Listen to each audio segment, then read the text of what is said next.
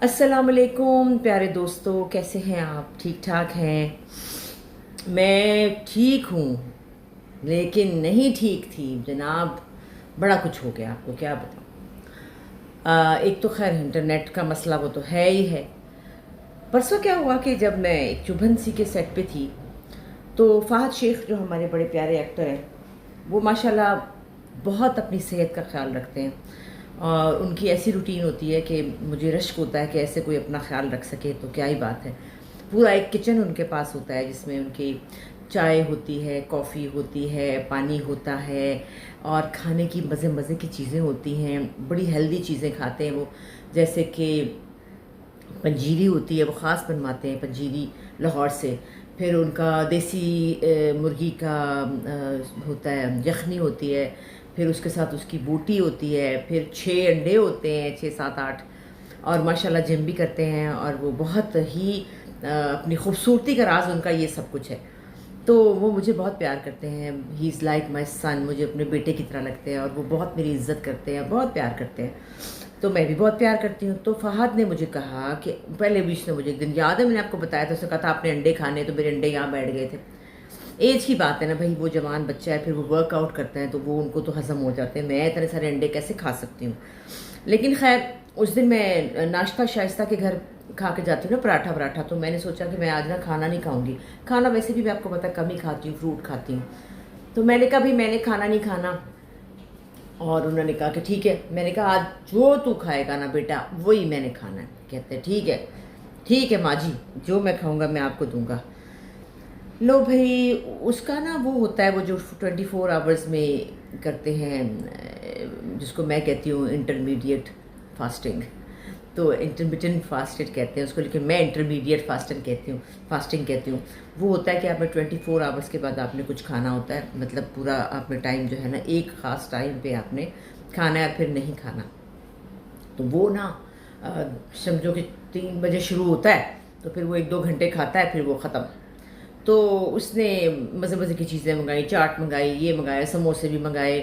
सोनिया हुसैन भी थी और सब लोग थे। मैं दरअसल 4 बजे के बाद ना कोई वो नहीं खाती, कोई फ्राइड चीज़ नहीं खाती। मुझे पता है कि मेरे प्रॉब्लम हो जाता है, मुझे हज़म नहीं होता।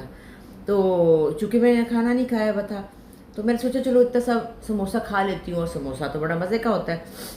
मैंने समोसा खा लिया इतना सा। उन्होंने कहा कि अब आप अंडा खा लें, अंडा खा लिया। अंडा मज़े का लगा, एक और खा लिया, 2 अंडे खा लिए। फिर उसने कहा ले माँ जी यखनी पिए।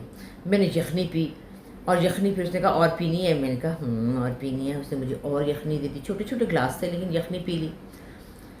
कोई 6 7 बजे करीब मुझे लगा मेरा पेट ना फट जाएगा, फूल गया एकदम से ना, फूल गया। और मेरी कमर में इतनी दर्द हुई, इतनी दर्द हुई, इतनी दर्द हुई कि ना पूछे। मैं समझी कि ये जो बेड है, वहाँ पे बेड था जो ऐसे करके उसका गद्दा था। आपको क्या पता हम किन कंडीशंस में काम करते हैं। आप लोगों को लगता है वाजी वाह बड़े मज़े आ रहे हैं, लेकिन बहुत मुश्किल कंडीशंस होती हैं इसमें हम लोग काम करते हैं। लोकेशंस बहुत ही ज़्यादा ख़राब होती हैं। उसको ये लोग साफ़ सूफ करके एक कमरा बैठने के काबिल बना तो देते हैं, लेकिन वो जो गद्दा था ना, बस वो तारीखी गद्दा था जो बीच से उठा हुआ था, साइडों से गिरा हुआ था। यानी कि उसकी गद्दे की जो नीचे की वो होती है ना, जो लकड़ी, वो ऊपर थी। मतलब अजीब ही कोई चीज़ थी। तो मैं उस पर बैठ गई, तो मुझे लगा कि शायद मैं टेढ़ी होकर बैठी हूँ तो मेरी गर्दन में मेरी कमर में दर्द हो गया। ऐसा भी था, लेकिन मेरा पेट लगे कि फट जाएगा ना, अजीब सा हो गया। और मुझे गंदे बर्ब्स आने शुरू हो गए और मेरी हालत बुरी होगी। उस दिन मेरा शूट जल्दी ख़त्म हो गया, तकरीबन 8 बजे। और मेरी शक्ल से नज़र आ रहा था कि मैं किसी तकलीफ़ में हूँ। मुझे डायरेक्टर साहब ने भी कहा, फ़हद ने भी कहा, आपा आपकी तबीयत ठीक नहीं लग रही। मैंने कहा हाँ नहीं ठीक, अजीब सा हो रहा है मुझे। लो जी, शुक्र है मैं ज़ारा के घर जाना था। मैंने ज़ारा को मैसेज किया कि मैं आ रही हूँ बेटा, मेरी तबीयत ठीक नहीं। उसको पता चल गया, अम्मा आपकी आवाज़ से सही नहीं लग रहा, आपकी आवाज़ ही नहीं सही।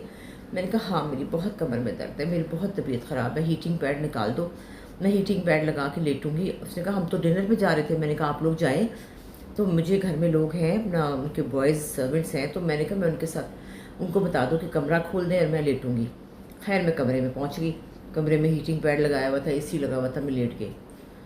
लो भैया, जो फिर मेरा हाल हुआ है बाथरूम जा जा जा जा जा जा जा के, आप सोच नहीं सकते कि मेरी उल्टियाँ और लूज मोशन, इतने ज़्यादा कि मैं घबरा गई, मुझसे खड़ा भी नहीं हुआ जा रहा।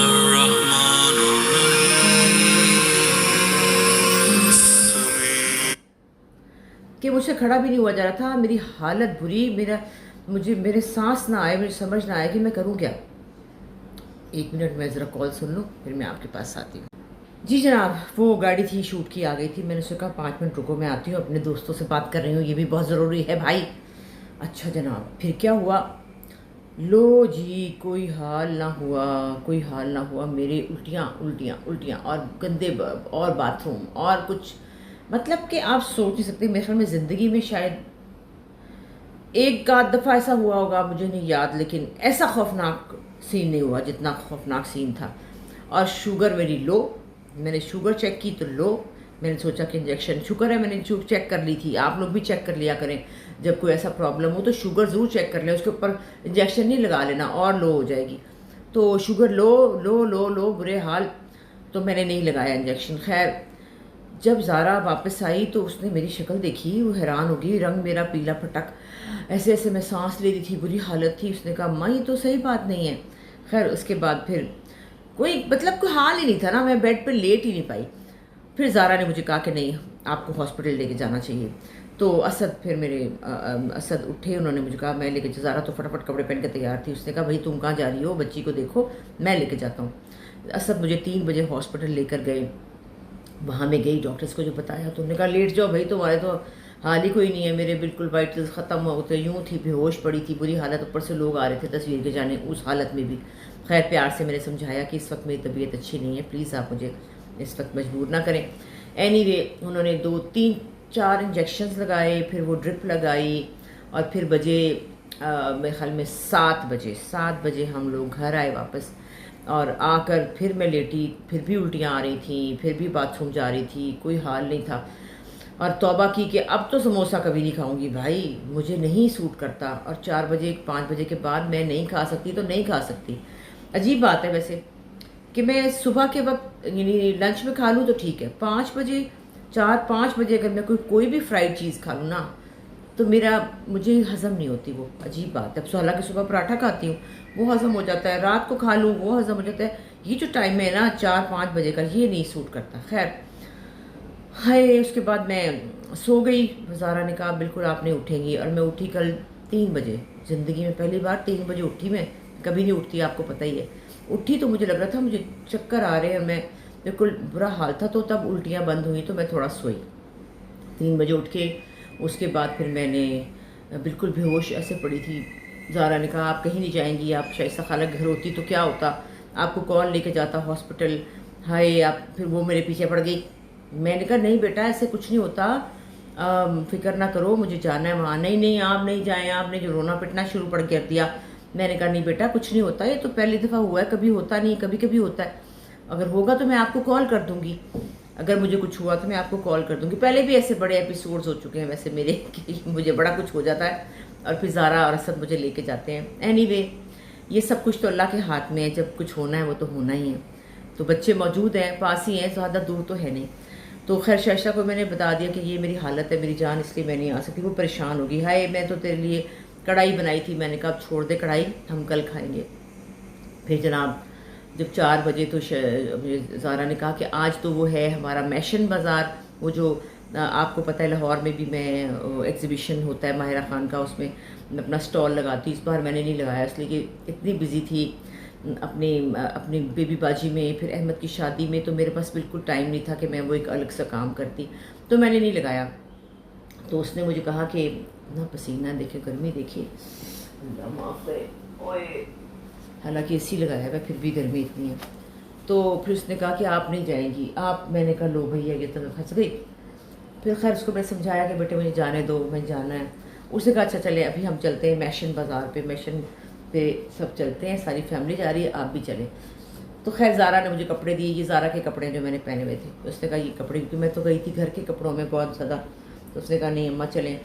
उसने बेचारी ने मुझे कपड़े दिए, फिर उसने मुझे हार दिया बड़ा प्यारा सा, जो मैंने पहना हुआ था कल, एक प्यारा सा हार पहना। और मैं फिर उसके साथ फिर मैंने शाशा को भी फ़ोन कर दिया, मैंने कहा तू भी आ जा, वो भी तो अकेली होती है ना।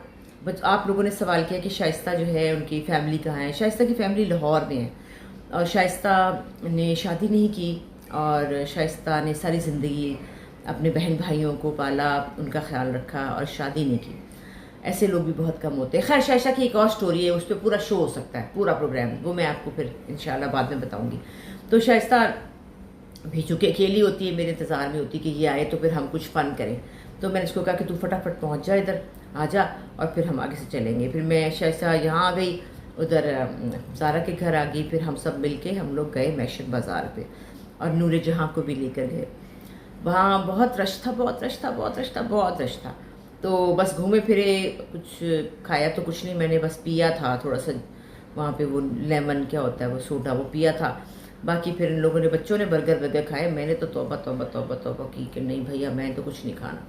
शुक्र है उल्टियाँ उल्टियाँ बंद हो गई थी, एंटीबायोटिक ने असर कर दिया था। और फिर मैंने सोचा कि भाई अब जो है वो मुझे ज़रा परहेज़ करनी चाहिए। तो बहरहाल लाहौर में सबको बताया, सब परेशान हो गए, बच्चे परेशान, मेरे मियाँ परेशान। और फिर खैर अल्लाह का शुक्र है कि मैं सही हो गई। और फिर मैंने सोचा कि मुझे घर आना चाहिए। फिर मैं शशा के घर आ गई। फिर हमने आकर, शशा ने बहुत मज़े की कढ़ाई बनाई हुई थी, मैंने एक रोटी के साथ खा ली क्योंकि मुझे लग रहा था कि नाउ आई एम फाइन, मैं खा सकती हूँ। घर के खाने से कुछ नहीं होता, ये जो बाज़ार की चीज़ें हैं वाकई, बाकी लोगों ने भी खाया लेकिन वो ऐसा जर्म होता है, ऐसा बग होता है जो कि आपको बस लड़ जाता है, ऐसा होता है। तो इसलिए बाहर का खाना ना ही खाए इंसान तो अच्छी बात है। बच्चे बच्चे खा लेते हैं लेकिन मुझे सूट नहीं करता इतना, मैं खाना चाहती नहीं हूँ। तो शुक्र है कि मैं ठीक हो गई। फिर मैं जल्दी सो गई थी और फिर मैं उठी हूँ। अब सुबह शूट पे जाना है, अब 2 जगह पे जाना है शूट पे। एक चुभनसी वाले करें हमें दे दो, बेबी बाजी वाले करें हमें दे दो।